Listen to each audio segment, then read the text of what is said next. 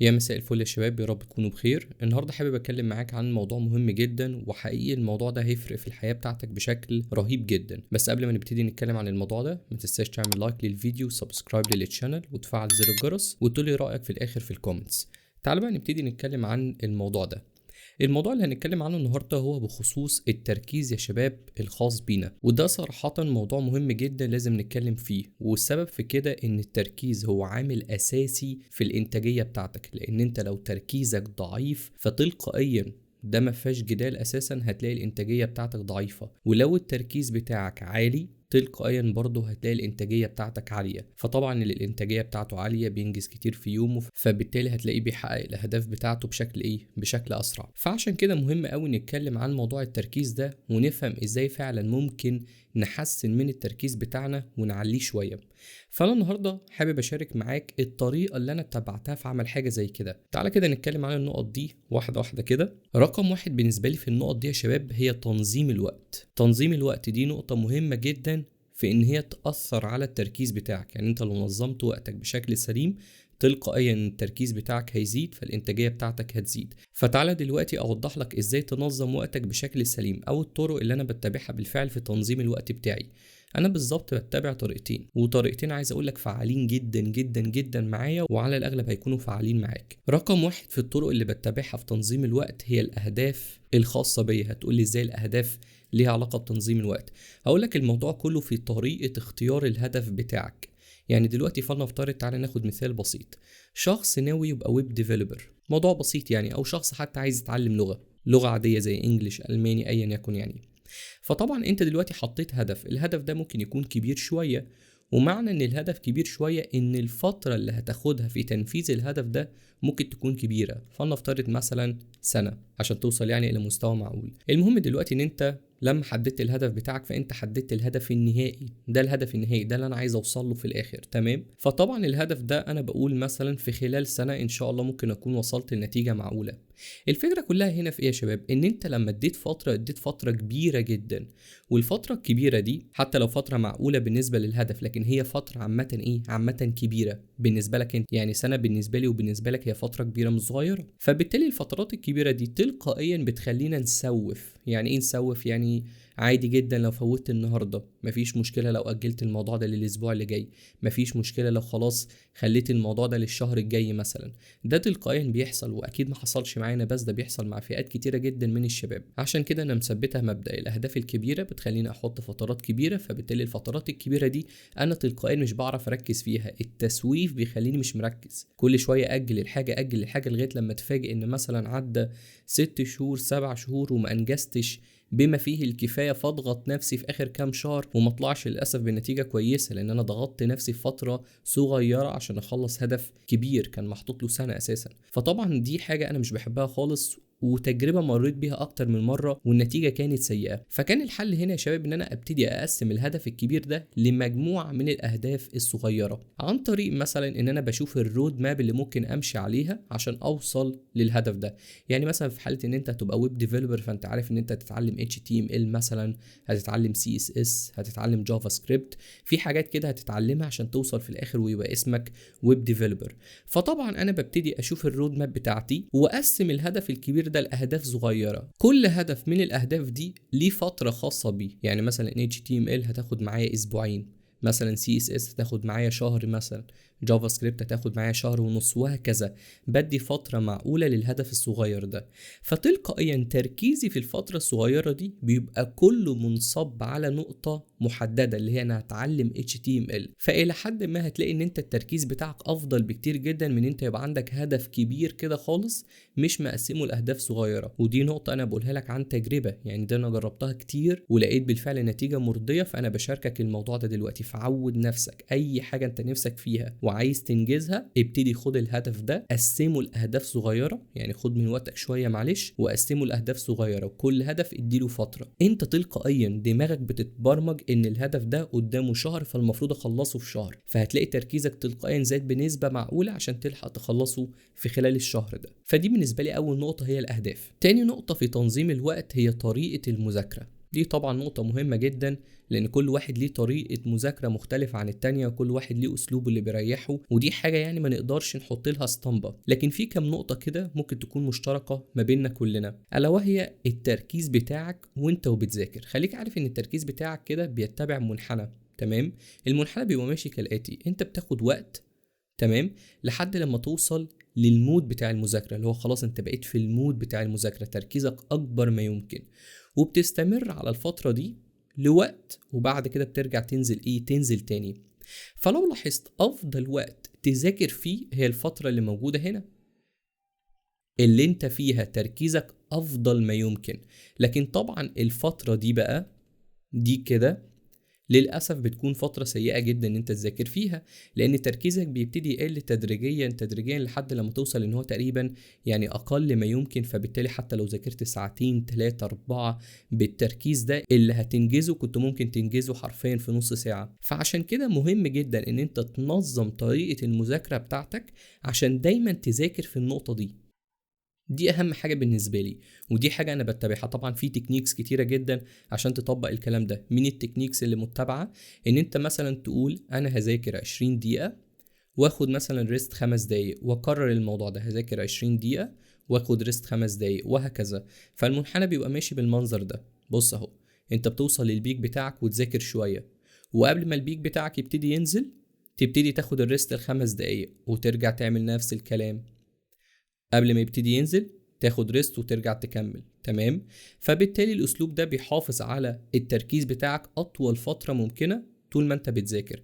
لكن طبعا الفكرة كلها هنا في تحديد الوقت اللي موجود هنا. الوقت ده ممكن يكون قليل نسبيا بالنسبة لاشخاص كتيرة جدا، يعني 20 دقيقة سن دي ممكن ما تسمحش ان انت توصل لأساسا افضل تركيز عندك، يعني ممكن ما تلحقش تدخل في مود المذاكرة.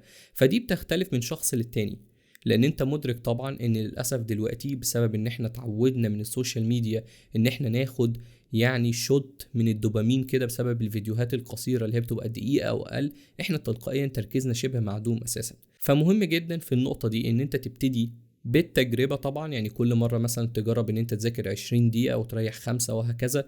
لقيت ان ال 20 دقيقة دي انت ما بتلحقش توصل فيها لمود المذاكرة، طب خلاص خليها 30 دقيقة، خليها 40، خليها 50. شوف الفترة المناسبة ليك اللي هي حرفيا بتدخل في مود المذاكرة وتركيزك بيبقى افضل ما يمكن. ولما تحس ان تركيزك بدأ يقع خلاص يبقى معنى كده هي دي الفترة اللي انا ينفع اذاكرها، وبعد كده اخد ريست مثلا 5 دقايق او 10 دقايق. فانا مش حابب هنا ان انا ادي لك رقم ثابت، يعني انا شخصيا بذاكر تقريبا حوالي ساعة ونص مثلا، ده البيك بتاعي. يعني اقصى حاجة ممكن اذاكرها ساعة ونص، وبعد كده تلقائيا بلاقي نفسي خلاص هبطت خالص، فبريح تقريبا من 5 ل10 دقايق، وبعد كده برجع اكمل مذاكرة تاني. فدي كده بالنسبة لي نقطة تنظيم الوقت، انا بطبق فيها حاجتين: الاهداف بتاعتي وطريقة المذاكرة. ودي حاجة طبعا لا جدال عليها، وفعلا فرقت بشكل رهيب في الانتاجية بتاعتي. يعني انا بشاركك الكلام ده من تجربة حصلت معايا فعلا، حاجة انا جربتها وشفتها على ارض الواقع. رقم 2، وهي نقطة بسيطة جدا لكن فعالة برضو بشكل رهيب، الا وهي التودو ليست. طبعا انت عارف يعني ايه تو دو ليست. التو دو ليست يعني ان انا بحط مجموعه كده من النقط اللي انا ناوي اعملها: رقم 1 هعمل كذا، 2 هعمل كذا، 3 هعمل كذا، 4 هعمل كذا، وهكذا. يعني بنفضل مكملين على نفس الاسلوب ده. الفكره كلها في نقطه التو دو ليست ان انا كل يوم قبل ما انام حرفيا بروح واعمل تو دو ليست خاصه باليوم اللي يليه. وركز معايا، قبل ما انام مش بعمل تو دو ليست اسبوعيه مثلا او شهريه، لا خالص. انا باجي قبل ما انام على طول، يعني بالليل كده خلاص انا هنام دلوقتي، فبفتح كده النوت بتاعتي وابتدي احط اللي انا هعمله تاني يوم. الفكرة في النقطة دي بلاقي تاني يوم على طول دماغي مدركة انا هعمل ايه النهاردة. انا عندي 1 2 3 4 5 لازم يخلصوا النهاردة، فتلقائيا دماغي بقى عندها علم بالموضوع ده، وانا متهيئ نفسيا كده ان انا بالفعل هخلص النقط دي كلها النهاردة. فبلاقي نفسي تلقائيا انجزت من التودو ليست حوالي مثلا ممكن 80%، ساعات 100% بقفلها كلها، وساعات بقل شوية، بس المجمل ان انا بخلص تقريبا نسبة كبيرة جدا من اللي عليا النهاردة. فدي حاجة يعني رهيبة بالنسبة لي، دي نقطة مهمة جدا. يعني عود نفسك قبل ما تنام على طول تبتدي تعمل تو دو ليست لتاني يوم. عايزك تجرب الموضوع ده، يعني حرفيا كل اللي انا هقوله لك النهارده جربه كده لمدة شهر وشوف الفرق. يعني اجبر نفسك، يعني حاول تستمر على الموضوع ده بس لمدة شهر وشوف النتيجة. اخر نقطة بقى بالنسبة لي يا شباب هي مصادر التشتيت. ايه مصادر التشتيت دي؟ مصادر التشتيت دي انا بحط فيها اي حاجة ممكن تشتتني، ودي طبعا بتختلف من شخص للتاني، لان على فكرة هي ممكن ما تكونش سوشيال ميديا بس، يعني في شخص انا بحب القراءه عامه، فانا ممكن مصادر التشتيت بالنسبه لي هي ان انا اقرا.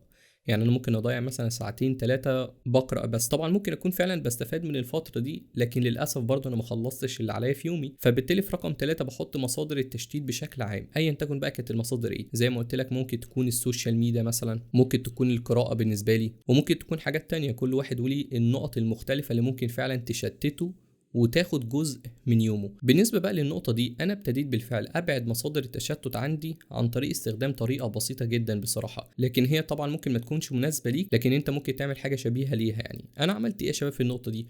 أنا طبعا لاحظت إن معظم المصادر اللي بتشتتني موجودة على الموبايل السمارت بتاعي، سواء كانت سوشيال ميديا، سواء كانت الحاجات اللي أنا بقراها، أو مثلا الحاجات اللي أنا بتفرج عليها، كلها موجودة على الموبايل السمارت بتاعي.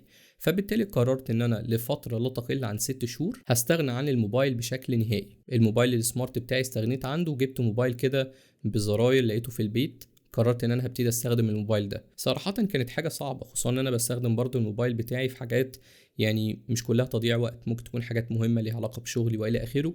لكن قررت ان 6 شهور هستحمل كل الحاجات دي، واي حاجه حرفيا انا محتاج اعملها هعملها من على البي سي. ده اللي انا قررت. طبعا التجربه دي بصراحه كانت تجربه ممتازه، يعني مش هقول لك اي حاجه تانية غير ان هي كانت تجربه ممتازه. ليه كانت ممتازه؟ لان في خلال الست شهور دول انا طلعت منها بشويه عادات رهيبه. رقم واحد، الموبايل ما بقاش بيشدني زي الاول. يعني انت تلقائيا دلوقتي انت ممكن تكون متعود اساسا ان انت طول ما انت قاعد بتمسك الموبايل في ايدك وتعمل سكرول بدون اي هدف ومفيش اي غرض غير ان انت حرفيا اتعودت ان انت تمسك الموبايل وتعمل سكرول وخلاص. فطبعا الست شهور دول حرفيا شبه لغوا العاده دي. لما رجعت بعديها استخدم الفون بتاعي لقيت ان هو عادي، انا مش عايز استخدمه اساسا. يعني مش حاسس ان انا محتاجه في حاجه، بالعكس كنت بركنه كده وارجع اكمل شغلي. حاجه كانت غريبه بالنسبه لي لان انا اتعودت خلاص ان الموبايل ده مش في ايدي اساسا. فكانت حاجه رهيبه، يعني عايز اقول لك كانت تجربه، كان شعور جميل اساسا يعني. فاتمنى ان انت تجرب حاجه زي كده. لكن طبعا للاسف مش كلنا نقدر مره واحده نستغنى عن الموبايل السمارت بتاعنا 6 شهور، خصوصا ان هو ليه استخدامات تانية مهمه يعني. بالتالي يعني حاجه زي كده هتكون صعبه. فبيكون الحل التاني ان انت تحاول تبعد المصادر دي بشكل جزئي. يعني ايه؟ يعني مثلا الموبايل بتاعك لو انت خلاص محدد وقت هتذاكر فيه، تاخد الموبايل بتاعك ده وتروح تحطه في اي مكان بعيد عنك. ليه؟ تصعب شويه الموضوع على ان انت توصل له. يعني انا كنت في بعض الاوقات بعمل الحركه دي، بروح احط الموبايل بتاعي في الدولاب واقفل عليه. ده اللي انا كنت بعمله.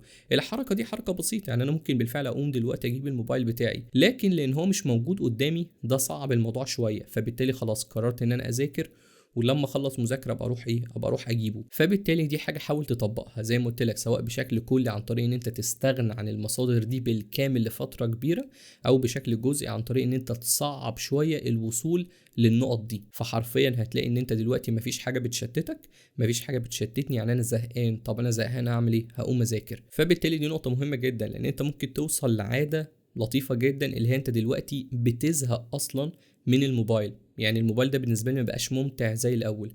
فدلوقتي انا حرفيا لو زهقان مش لاقي حاجه اعملها بذاكر. فدلوقتي الانتاجيه بتاعتي تلقائيا بتزيد لمجرد ان انا بقيت بستغل وقت في الطبيعي ما كنتش بستغله. فبالتالي دول كده بالنسبه لي الثلاث نقط اللي انا بالفعل بطبقهم في حياتي بشكل يومي عشان بالفعل اخلي التركيز بتاعي اقصى ما يمكن. وزي ما قلت لك الكلام ده كله عن تجربه، انا بالفعل طبقت الكلام ده. فالثلاث نقط دول كده هيحددوا لك اهدافك اليوميه، هيخلوا التركيز بتاعك اقصى ما يمكن في تنفيذ الاهداف دي. فبالتالي تقدر تنجز اللي مطلوب منك في يومك. غير كده اعمل اللي انت عايزه، خلص بس المطلوب منك واعمل اللي انت عايزه حرفيا. فبالتالي الفيديو كده يكون انتهى. اتمنى تكون فعلا استفدت، واتمنى فعلا تطبق الطريقه دي في خلال الشهر الجاي وتشوف النتيجه وترجع تقولي في الكومنتس فرقت معاك ولا لا.